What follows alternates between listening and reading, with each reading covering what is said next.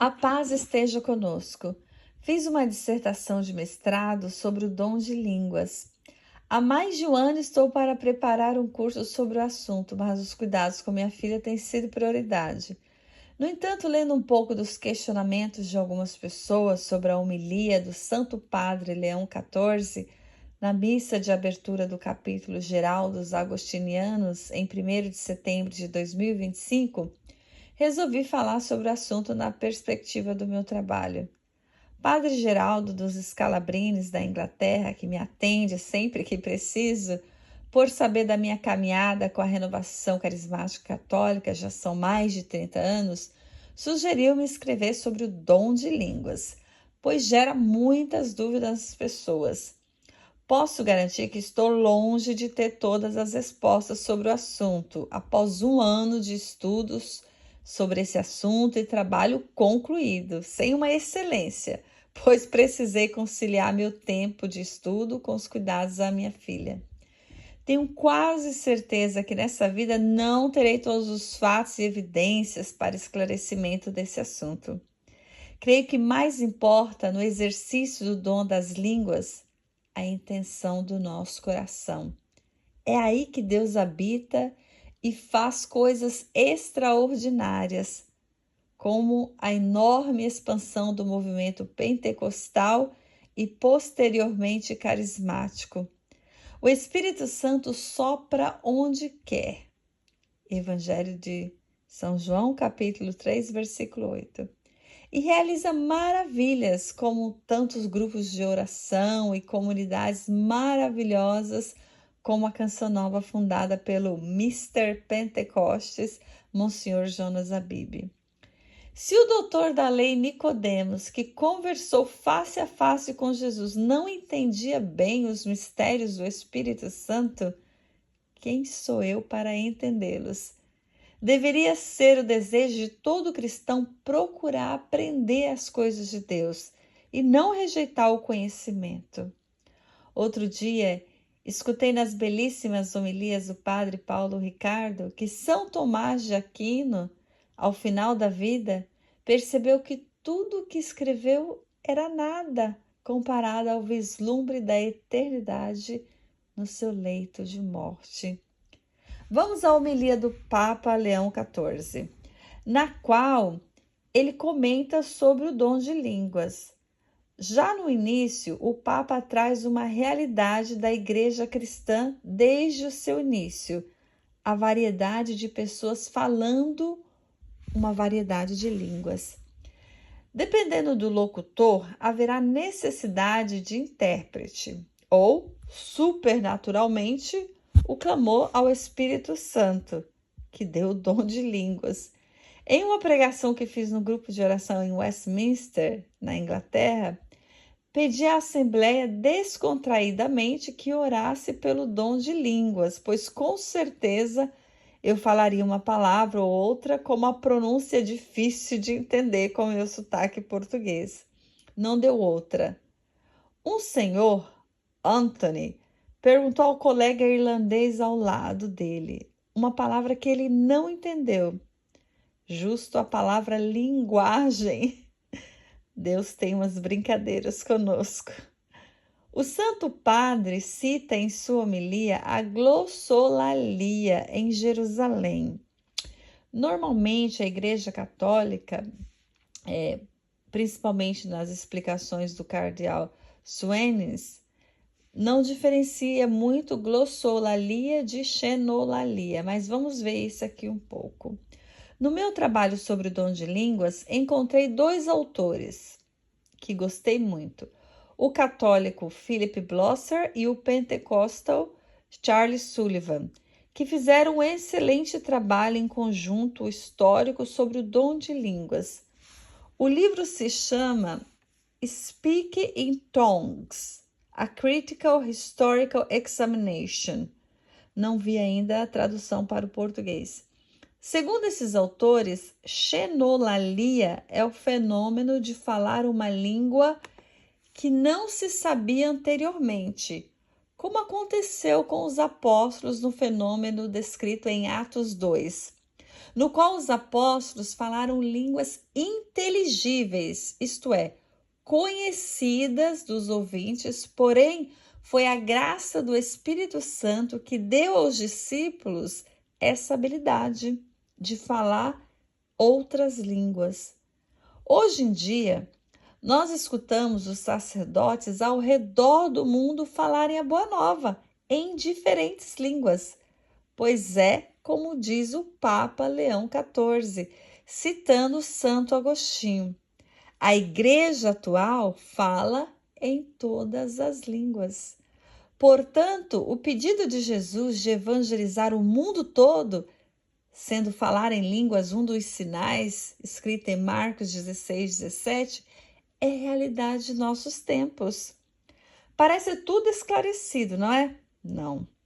E como fica o modo como muitos pentecostais e nós carismáticos falamos e oramos no Espírito? Nós falamos línguas inteligíveis ou ininteligíveis?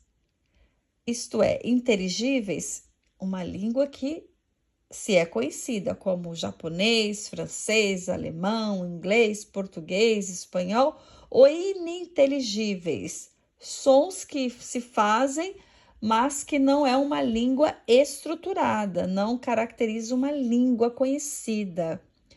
Deve ser consenso que desde o despontar do movimento pentecostal, que iniciou lá na Azusa Street, nos Estados Unidos, em 1906, até os dias atuais, com a inclusão dos carismáticos, o que se diz e o que se ouve normalmente no que nós chamamos oração em línguas, ou dom de línguas, nos nossos tempos atuais, são normalmente sons ininteligíveis. Um grupo de teólogos alemães conhecidos como Higher Criticism, ou o criticismo alto, criaram o termo glossolalia, derivado do grego glossais lalen, que significa língua e falar. Quando esse grupo de filósofos alemães investigaram a frustrada experiência em falar em línguas milagrosamente na igreja de Irving, um pastor que pregava na Inglaterra no século XIX. Isso é Blosser e Sullivan na sua pesquisa que diz. Outro autor, o Hilborn, diz que glossolalia não é uma língua conhecida, como aconteceu em Atos 2, mas ainda assim é relevante para pentecostais e carismáticos que exercem esse dom com intenção de louvar e adorar a Deus. Então, uma outra função aí. O dom de línguas para o movimento pentecostal e carismático, com diferentes funções como falar, orar e cantar em línguas, pode ser ou não similar com a comunidade de Coríntios, como eles praticavam o dom de línguas. Como diz o meu ex-orientador, o professor Richard, nós não estávamos em Corinto para termos plena certeza como era esse exercício do dom de línguas lá. São Paulo nos dá algumas pistas. Ele diz que precisa ser feito tudo em ordem, 2 ou 3 pessoas ao mesmo tempo, falando em cada reunião, mas que não se fale ao mesmo tempo, mas uma a cada vez, e que haja interpretação quando alguém falar em outras línguas, não é? Isso está em 1 Coríntios, do capítulo 12 ao 14, vamos ver essa exortação de São Paulo em relação ao dom de línguas. Entretanto, esse modo pentecostal e carismático de orar em línguas encontrou um caminho verdadeiro no coração de muitos crentes. E é Deus quem conhece as intenções dos corações, como está escrito em Provérbios, capítulo 16, do 1 ao 10. Para Pat Mansfield, pioneira da renovação carismática católica, ela esteve presente no retiro de Duquesne em 1967 nos Estados Unidos. Para ela, a oração em línguas faz parte da identidade da renovação carismática católica, diferenciando esse movimento de outros. Eu, quando iniciei na renovação carismática católica, o que mais me chamou a atenção foi o amor e a acolhida das pessoas. A visão pentecostal, inicialmente, no início do século XX, era que eles praticavam a xenolalia, como em Atos 2, isto é, eles achavam que falavam em outras línguas conhecidas, que não tinham conhecimento anterior, tudo pela ação do Espírito Santo. No entanto, esse entendimento foi revisto, pois alguns missionários que foram evangelizar em outros países dessa igreja da Azusa Street não conseguiam falar milagrosamente a língua dos nativos. Um casal metodista, Alfred e Lillian Garr, enfrentou a frustração de não conseguir falar o verdadeiro dom de línguas, aquele que vemos em Atos 2. Na rua Azusa, Alfred foi informado por um indiano que o entendia, então ele pensou que podia falar bengali. Sua esposa acreditava em falar chinês. O casal foi para a Índia, mas logo desistiu da missão naquelas terras, devido à barreira linguística, e admitiu que a evangelização seria melhor para os missionários com habilidades na língua nativa, que estudavam. Isso tudo de acordo com Blosser e Sullivan. Uma outra autora, a Kay, cita que as glossolalias não são milagrosas, mas sim um símbolo linguístico do sagrado. Além disso, Kay afirma que provavelmente não importa se as línguas são reais, celestiais ou de alguma outra forma incomuns, se aceitarmos que a função primária diz respeito à oração, como em 1 Coríntios capítulo 14, versículo 2.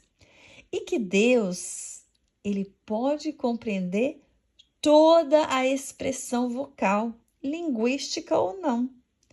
Além disso, há duas respostas que se podem considerar para o fenômeno do dom de línguas nos tempos contemporâneos.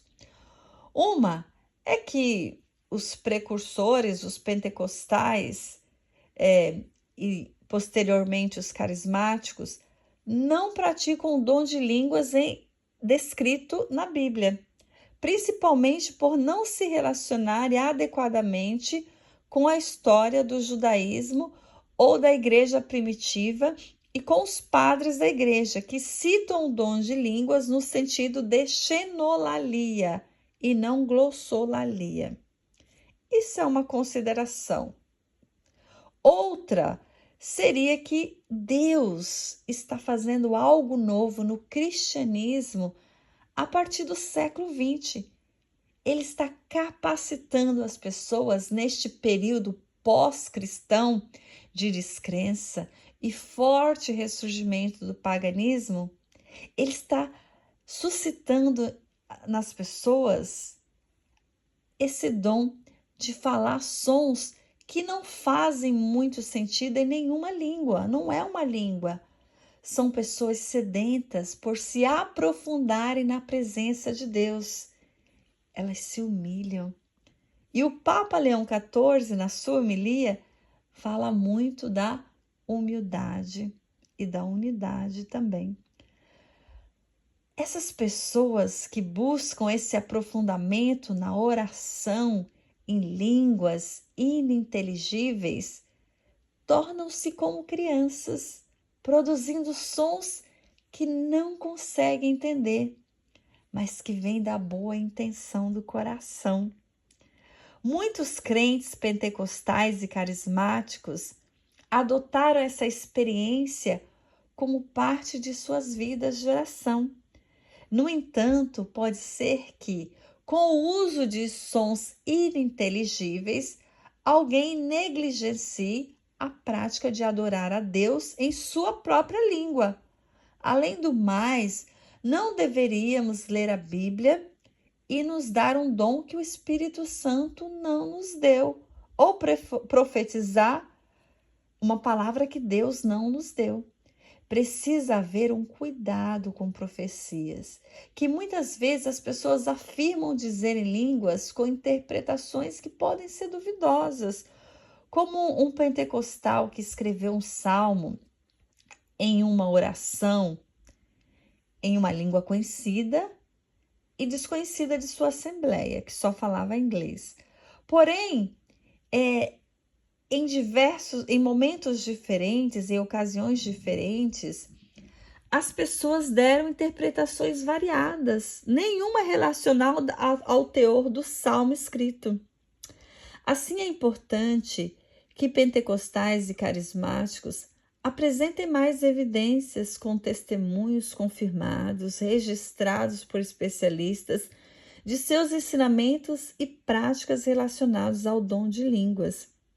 E também um bom ensino sobre esse assunto para as suas assembleias. O Espírito Santo age onde quer, como quer e quando quiser. Que creiamos nessa verdade. Deus nos abençoe. E, como disse um padre carismático, que continuemos a orar em línguas. Deus nos abençoe. Que o Espírito Santo esteja a nos batizar continuamente, pois precisamos nessa era pós-cristã. Amém.